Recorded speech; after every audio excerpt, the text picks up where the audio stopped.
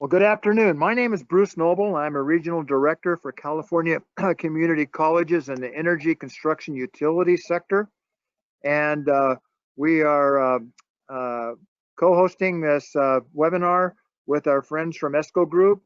And the title of this program is Resources for Trades, and particularly in the HVAC programs. And with that, I will turn the introductions over to Eugene Silberstein. Awesome. Welcome, everyone, and thank you, Bruce. My name is Eugene Silberstein, and I am the Director of Technical Education and Standards at the ESCO Institute. On behalf of our entire team, would like to thank James Moranti and the energy, construction, and utility sector for the opportunity to present this session with you and spend some time with you. We realize that most of you are navigating difficult times right now, and we want to take some time to share some important information with you that may very well help you on a number of fronts, from retaining program support and funding, to recruiting students for your program remotely, to distance education and verifying hands-on skills in a socially distanced environment. We're certain that you'll gain a great deal of information from spending some time with us today. For those of you who might not be familiar with ESCO Group, let me take a few minutes to provide you with a 30,000-foot view of who we are and what we do. The ESCO Group, which is comprised of the ESCO Institute and its affiliates, serve the HVACR and building science fields. Some of the organizations that make up the ESCO Group include HVAC Excellence, the Carbon Monoxide Safety Association, the ACNR Safety Coalition, ESCO Press, ESCO International, the Green Mechanical Council, and the ESCO Document Registry. Some of the programs we offer include programmatic accreditation, student outcome assessments, portable and stackable credentials, educator credentialing, curriculum, e-learning, and professional development. Simply stated, we certify students and technicians, we credential educators, and we accredit HVACR training programs. It is our mission to improve the overall quality of HVACR education and the industry as a whole. However, today, we're really here to discuss how we can help you. We have a number of members of the ESCO team on the call with you today. Jason Objut is one of the content developers at ESCO and is responsible for creating some of the really neat content you will hear about today. In addition, Jason and I work together on a number of products that are published by Cengage Learning, the most notable of which is their refrigeration and air conditioning technology title, which is presently in its 9th edition.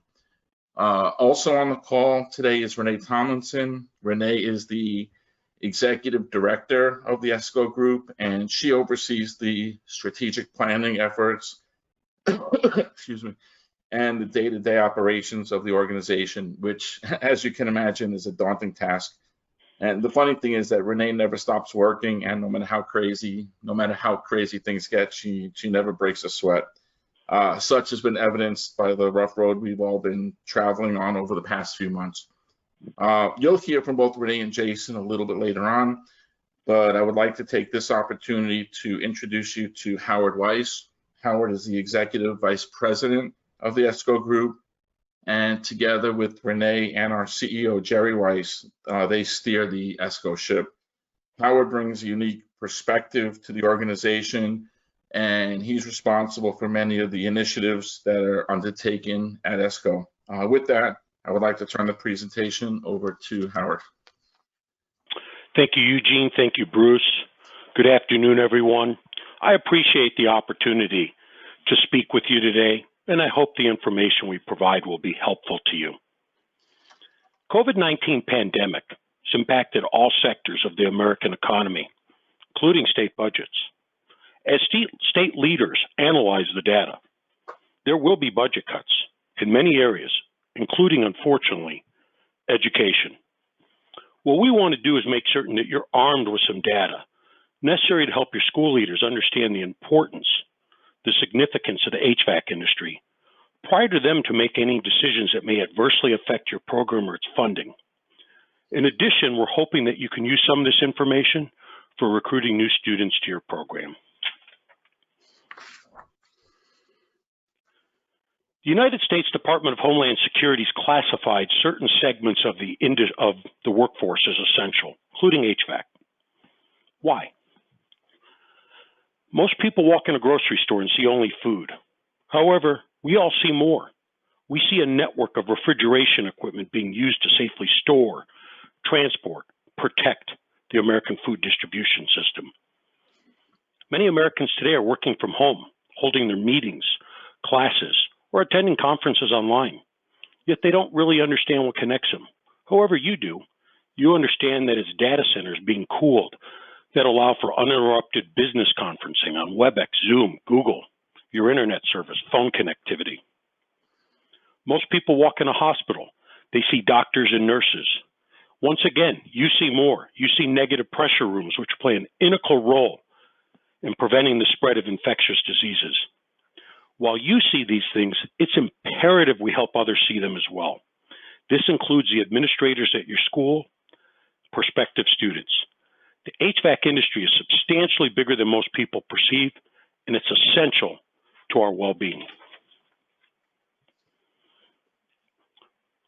I don't think it's any surprise we're experiencing the greatest loss of employment since the Great Depression. Estimates show that 1 out of every 4 Americans is either unemployed or underemployed.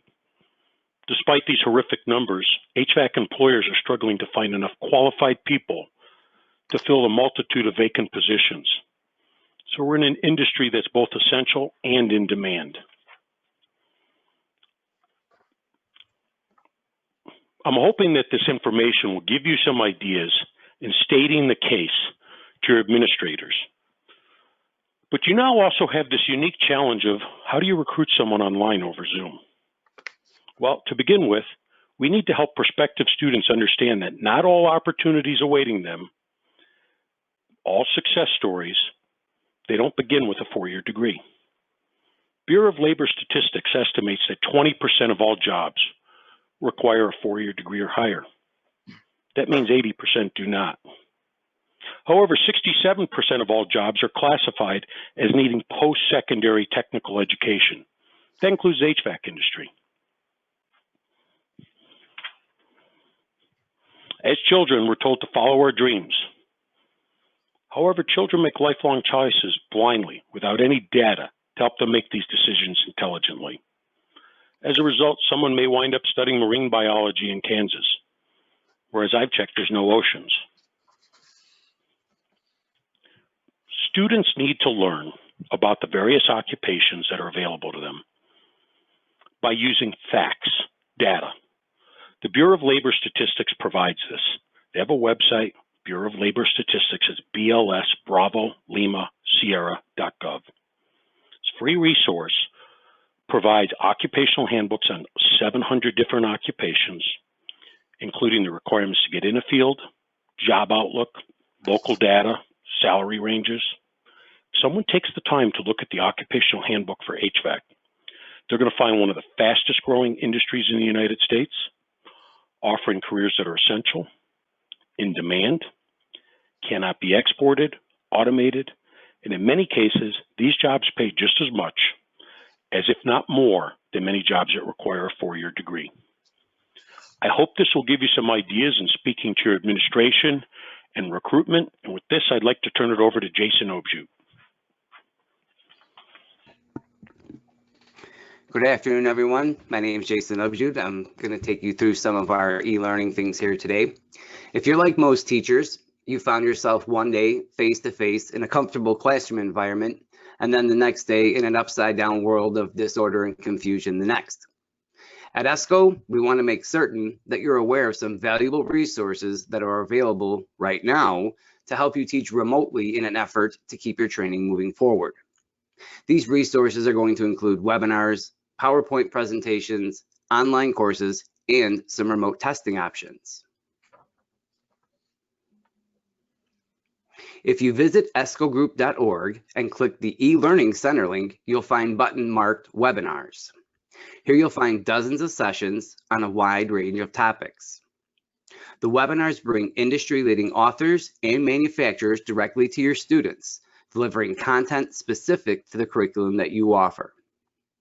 Your students are strongly encouraged to create free accounts using their real names. At the end of each presentation or session completers will be prompted to download a free certificate of completion. These certificates can be emailed to instructors, printed at home, or added to a student's workfolio. To provide you with additional content that can help you teach remotely, our most popular instructor resources, such as PowerPoint presentations and instructor supplements, are available free of charge for a limited time. These resources correlate to our publications and are available to register proctors free of charge. This material can be utilized in online classes being offered by instructors using their LMSs or online training portals.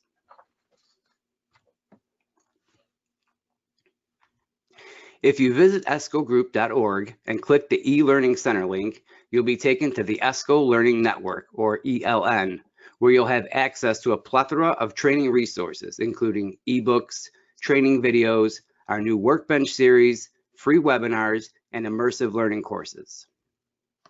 E-learning allows a person to learn something by reading about it, hearing about it, and then practicing what they've learned. Some of our first courses include the EPA Section 608 training course, the R410A safety training course, the gas heating course, our quick study guide course, Technical Training Associates HVACR training videos, and our newly released Workbench series. Jim Johnson's Technical Training Associates video series are available for instant streaming. Each video explains fundamental concepts and it illustrates a step-by-step approach to learning how to troubleshoot a specific problem. The Workbench series is a compilation of short, concise, hands-on task videos targeting a very specific aspect of what the average HVAC technician is likely to encounter in the field. I would now like to turn things over to my colleague, Renee Tomlinson.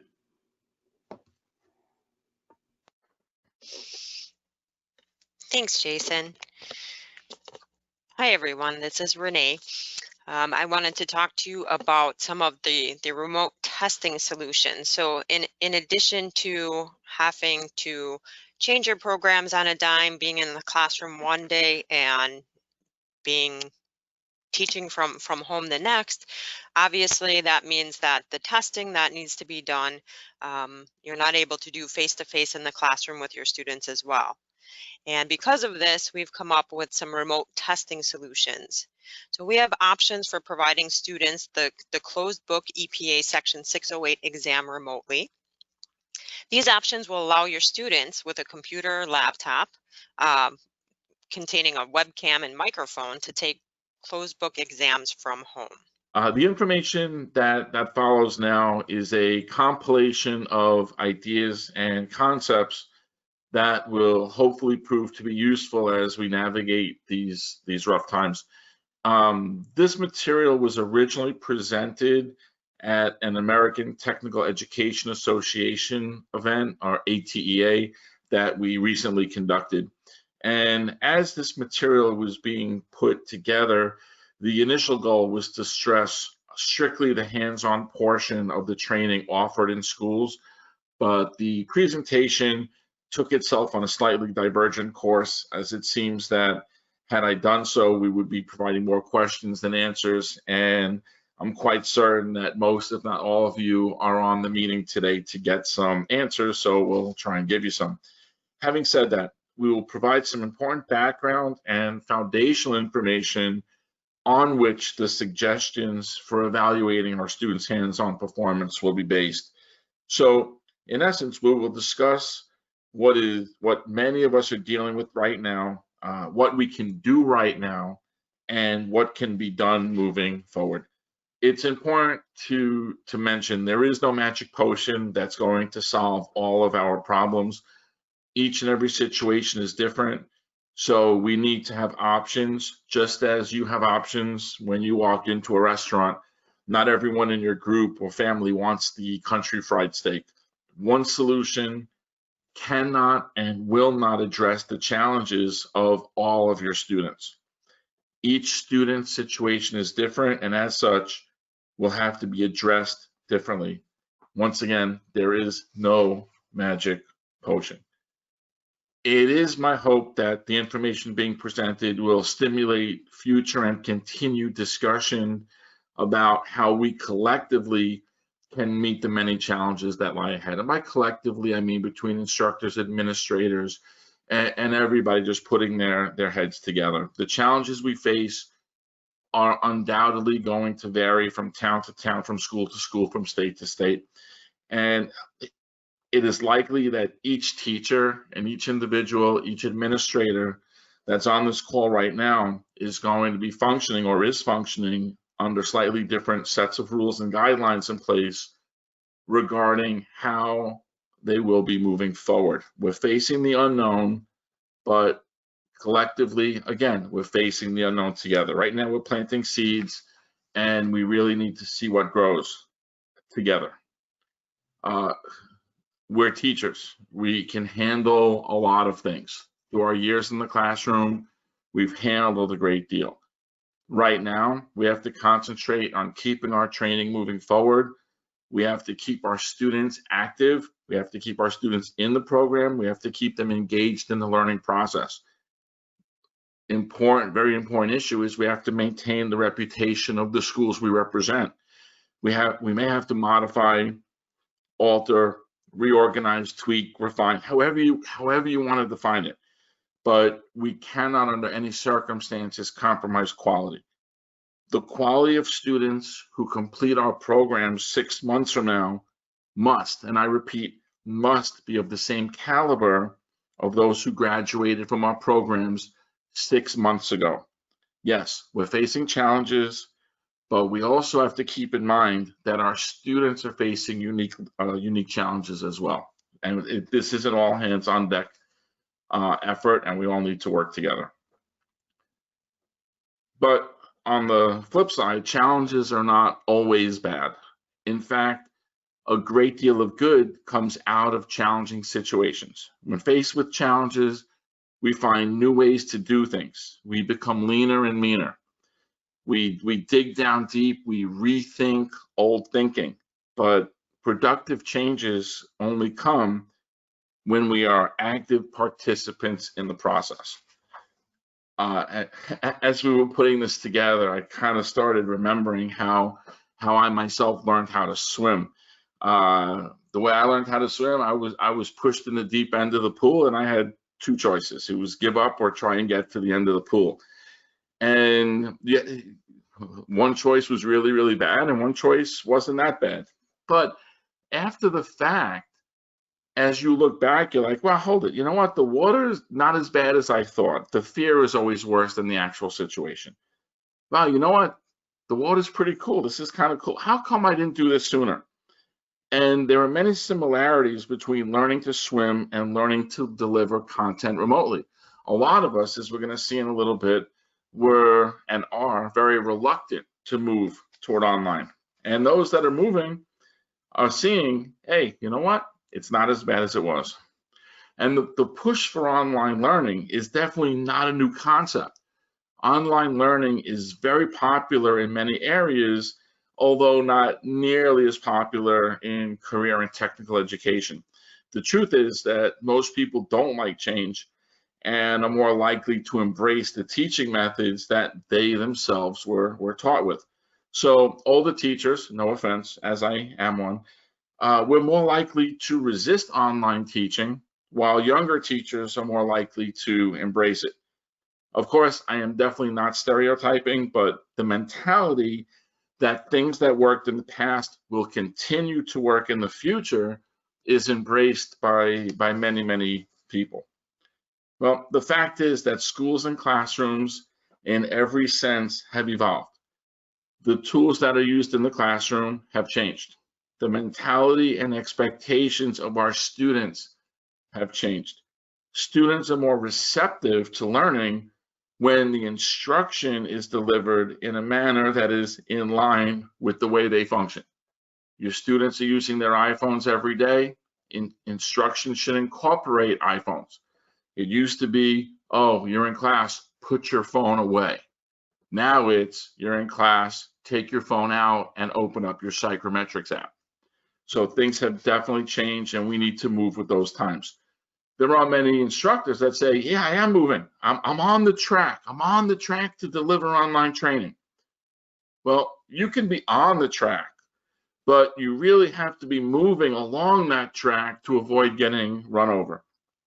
What I want to do now is take a look at what we, in our socially distanced environment, still need to accomplish when we grant a certificate, diploma, or degree to our program completers. Well, when we issue or award a diploma or certificate, these are documents that inherently imply a number of things. These documents imply that the bearer has complied with the institution's general policies as well as the program's specific policies. The document serves to verify that the program completer has met all of the knowledge-based requirements as well as all of the skills-based requirements as set forth in the program's literature and course description. So how can a legitimate credential be awarded to someone who is not physically able to attend classes, take examinations, demonstrate skills, or otherwise participate in the activities that are required for successful completion of the program? Well, the remote learning part is relatively easy because the key word here is remote. When we use the word remote, we could be talking about across the room, around the corner, across town, or even across the country. And what I'm suggesting here might not be a cure-all, but definitely an option. If schools partner with each other and they share their best talent, students attending different schools can all benefit from the expertise of the air quote best instructors. And I know this from an initial standpoint sounds a lot like school A sharing the recipe for their secret sauce with school B, but many students choose a school, especially a building trades program, based on location as opposed to the teachers. And what I want us to do now is just take a quick look at a simple yet idealized example of what I'm talking about. So here we have ABC Community College, and this HVAC program at this college is made up of 9 courses, and these 9 courses are taught by 3 professors. And here we have Professor Gibson, and Professor Gibson, she teaches the basic air conditioning course, the installation and startup course, as well as the electrical fundamentals course. Now, Professor Gibson is most effective in the basic air conditioning course, but she knows enough to, air quote, get by in the other 2 courses. Similarly, Professor Miller teaches 3 courses, as you can see on your screen, but he's most comfortable in the control systems course. That's where he excels. Professor Ramirez, he teaches 3 courses, but he's a chiller guy. He grew up, he's been working on chillers for 30 years. And that's where his comfort zone is. I mean, like I said, he can get by in commercial refrigeration and system design, but he's happiest in the chillers. Now, don't get me wrong. I'm not implying anything. The students in the HVAC program at ABC Community College are very happy with the education they're receiving. So there are no complaints, but there might be another option. Well, here is another college, and this is DEF Community College, and they also have an HVAC program, and this HVAC program coincidentally has 9 courses that closely resemble the courses at the previous college. And again, we have 3 professors. Professor Green teaching 3 courses. He's most comfortable with the electrical fundamentals class.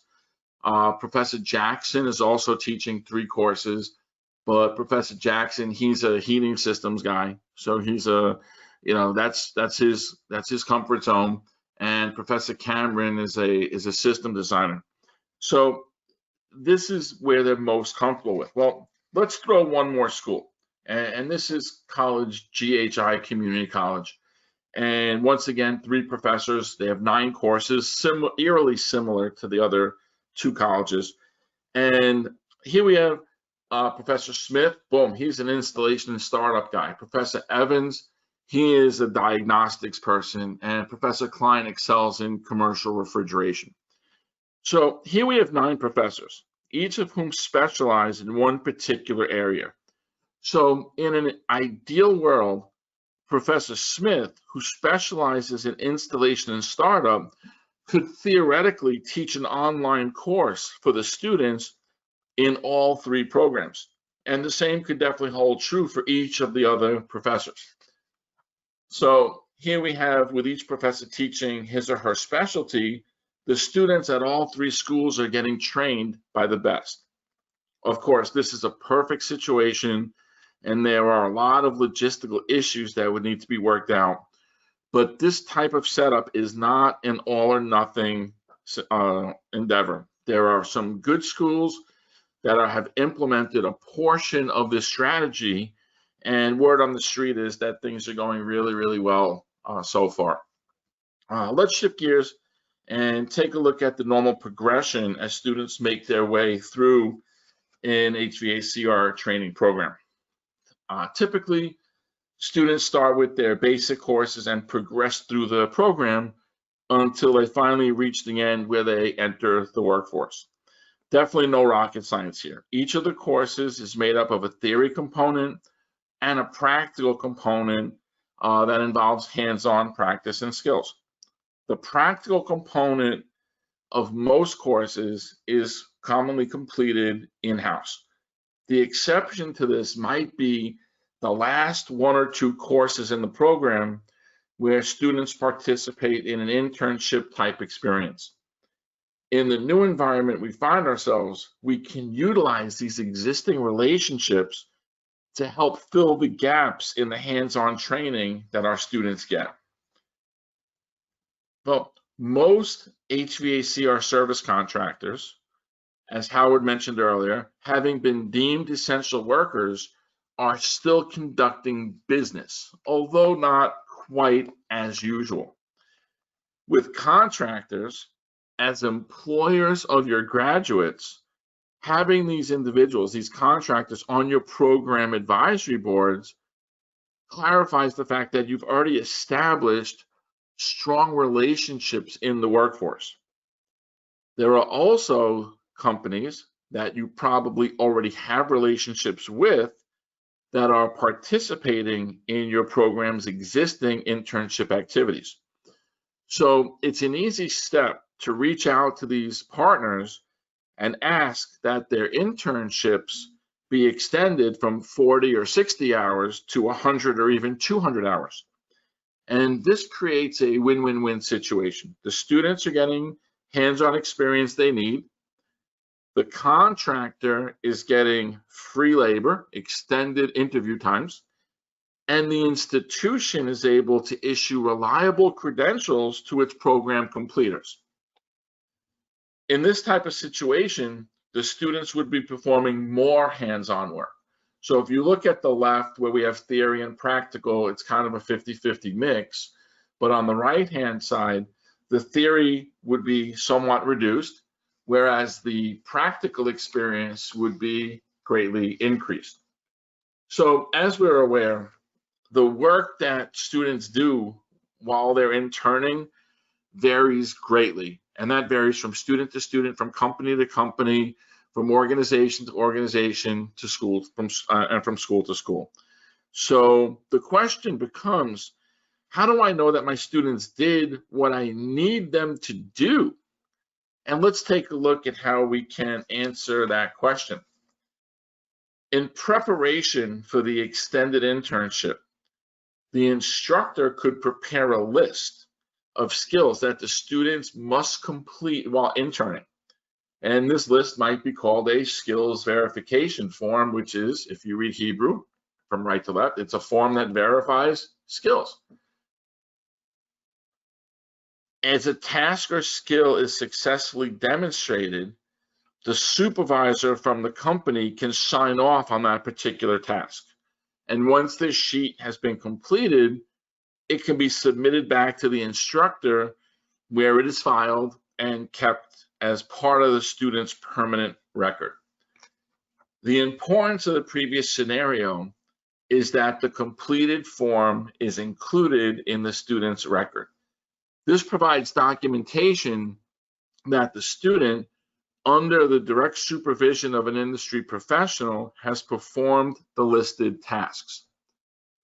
This serves to validate the credential being awarded while potentially reducing legal exposure that the institution might face if something goes wrong in the field.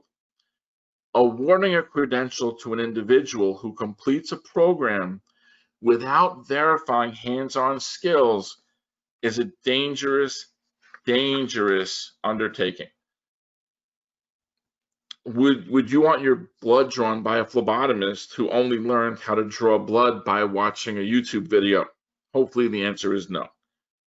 Would you remove your own wisdom teeth after reading a Self-Dentistry for Dummies book? Hopefully the answer is no. Forget about all those neat new haircuts you're going to see all around town as a result of overly ambitious people who are locked down and locked in their homes thinking, well, how hard can it be to cut my own hair? I have a feeling we're going to see the results of that walking around the streets in the weeks to come. The bottom line is that you wouldn't want a student who completed your program setting someone's house on fire while brazing refrigerant lines in the attic. Graduate of your program goes out, gets a job, does an install, brazing lines in the attic, burns the customer's house down, and when they're doing the investigation, oh, well, you know, where did this individual learn how to braze? Oh, well, he learned at XYZ community college. Oh, but you didn't have any face-to-face classes. Oh, yeah, we had the students watch videos on how to braze, so that's how he learned. That's not going to go over really, really well. Two options that can be used to help evaluate a student's skills are simulations and virtual reality platforms. It's important to note that these two options should really be used to supplement hands-on training, not replace it. Each of these two options have their benefits and drawbacks. Virtual reality provides a more real-world feel and often provides an accurate representation of equipment as well as its surroundings, as indicated on the top right corner. Equipment can be located on a setback, on a roof, in the backyard. The downside to virtual reality platforms are the availability and cost of the platform and the required hardware. Students will still likely need to go to the school to utilize this equipment, so the social distance benefit is somewhat negated. The simulation option offers less of a real-world feel, as shown by the two-dimensional simulation at the bottom right corner of your screen. Two-dimensional simulations provide more of a schematic type experience and do not require tool manipulation by the user. Three-dimensional simulations, they provide more of a real-world feel than the two-dimensional simulations, but still do not offer the immersive experience of VR. The benefit of the simulation option is that it's more cost-effective and can typically be accessed remotely. In the end, simulations and virtual reality platforms are best used to enhance and supplement live hands-on training, not replace it. Another viable option exists for those students of ours that are presently working in the field. This segment of our student population often has some field experience, and these students have decided to return to the classroom to brush up on the theory that they might otherwise have missed out on. These students, most of whom have smart devices or GoPro type devices, can make videos of themselves as they perform specific hands-on tasks. The student would be provided with a skills verification form very similar to the one we just discussed and would be responsible for submitting short videos to the instructor to verify that the student can accomplish the required tasks. As before, the completed form and even possibly the video clips can become part of the student's permanent record. Another option for evaluating a student's hands-on skills is to allow students into the lab environment on a limited and restricted basis. This would be accomplished by expanding the laboratory hours and have students scheduled to come in for a 2 to 4 hour session, depending on the tasks being completed. The number of students allowed to occupy the lab can be determined based on the physical size of the lab, the tasks being performed, and any institutional or governmental guidelines or restrictions that might be in place.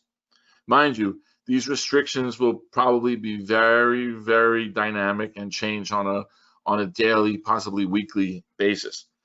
Depending on the restriction, the use of masks and gloves and the implementation of tool and equipment cleaning protocols might very well be required.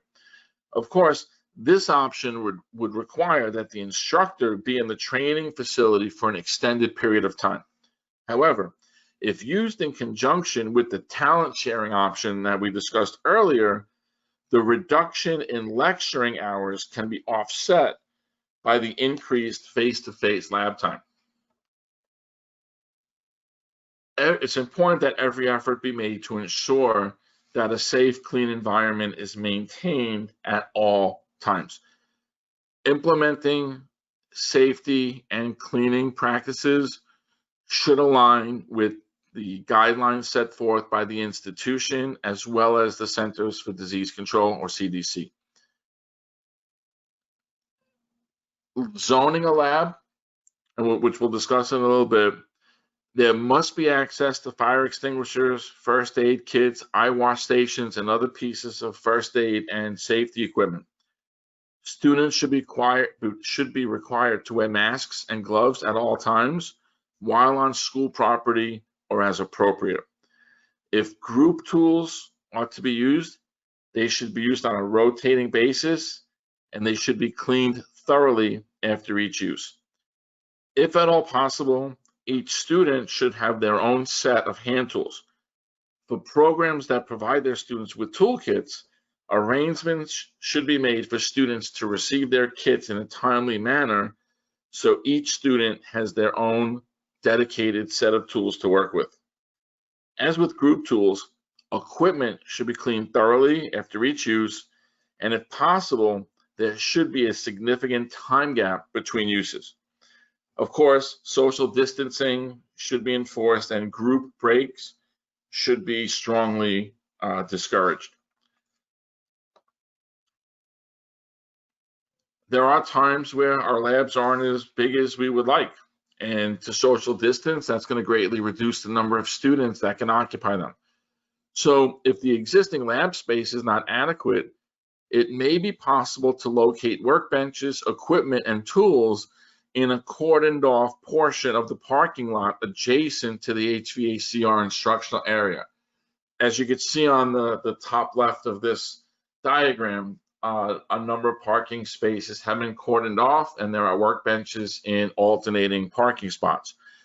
Of course, there are many things that must be considered with this option, whether administrative permissions, local governmental guidelines and restrictions, and equipment mobility will all factor into determining the viability of this option. And well, since I live in Southern California, the weather consideration is definitely not a factor.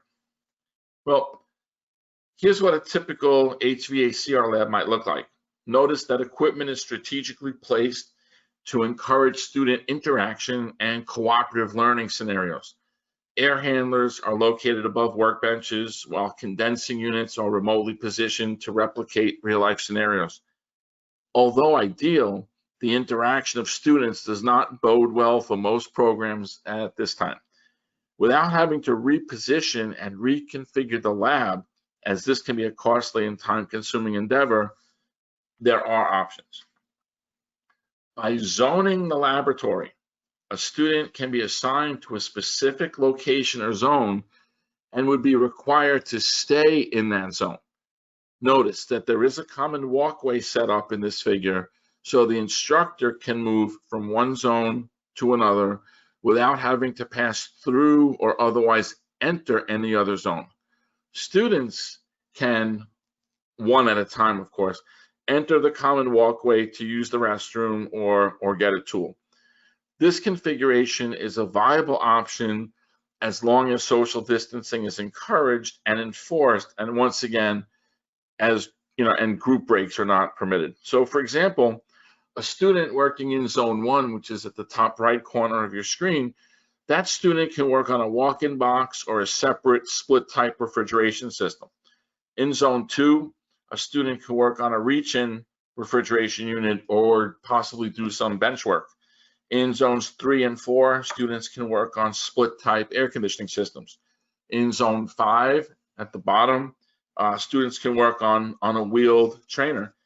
Wheeled trainers, if possible, can also be brought outside, maybe even in the hallways of the building. Zone 6 is configured so a student can work on a split type refrigeration system. And finally, students can do bench work such as soldering, brazing, and piping or electrical work while in zone 7. So during these difficult times, it's really, really important that everything be documented. We need to keep records of student hours in the lab, and in some cases, even their temperatures. It might even be a great idea to require that each student bring their own personal thermometer with them each time they intend to do the lab. This will reduce contact between the instructor and the student. Students should be required to complete a participation form that acknowledges that the institution assumes no risk if an individual contracts an illness resulting from using the lab facilities. In the form, students should also have to acknowledge that to the best of their knowledge, they have not been sick or have not been in close contact with anybody who has been sick. Keep all records. Keep records and invoices from cleaning companies or services that you might have used to sanitize and clean your equipment and tools. If possible, even creating videos of the cleaning process may prove useful in the event that an issue arises at some point in the future. Again, we said this at the beginning, we're in uncharted territory right now. So there's no such thing as over documenting. It's better to keep the documentation and have it and not need it than go, wow, I wish I would have documented this. Document, document, document. So it's important to know that you are not alone through this crisis. ESCO is here to help you in any way we can. In these difficult times, budget cuts are likely. Be prepared to defend your programs. HVACR service, as Howard mentioned, is an essential service.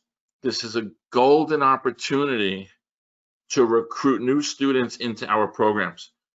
Be ready to answer questions, be ready to provide solutions, and preach the benefits of a career in HVACR. Howard showed a slide earlier where we have over 30 million people that are unemployed right now. Well, if you look at the statistics, very, very few of those people are working in HVAC service. All right, we are essential, we are working. A lot of these people who are now unemployed are looking to get retrained, and they're looking to get retrained in an industry where they will not become unemployed. I've spoken to school owners across the country, and a vast majority of them are actually seeing increases in program enrollment. Once again, this is a golden opportunity to be recruiting into our programs. Remember, there is no magic potion. There is no one-size-fits-all solution. Everything is unique. So it's important that you share ideas with your colleagues, your program advisory board members, and your administration. If you're an administrator, be sure to share ideas and thoughts with your teachers. You might even consider bringing your students into the mix. How can we help you learn? It's amazing how creative our students can be, and allowing them to help take ownership of the situation will go far. This is an all hands on deck event. And remember, if we haven't told you yet, ESCO is here to help.